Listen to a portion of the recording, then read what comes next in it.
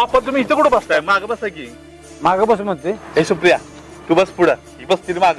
ये. थांब दाद्या. ए तुला काय झालं मध्ये बोलायला?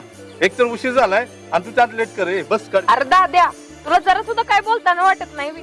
अरे तुझं बाप आहे ती. मग अरे दाद्या, आपण जेव्हा लहान होतो का नाही, आपल्याला सायकलीवर बसवून स्वतः आणू आणि पायानं गावभर फिरून आपली काळजी करत होता ना, तो पण आपला बापच होता. आज तुला तुझ्या बापाला गाडीत पुढे बसवायची लाज वाटायला लागल्या.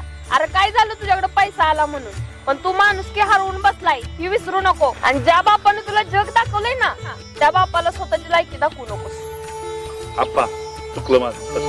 अंत नको पाहू जीव व्याकुळ झाला, अंत नको पाहू जीव व्याकुळ झाला.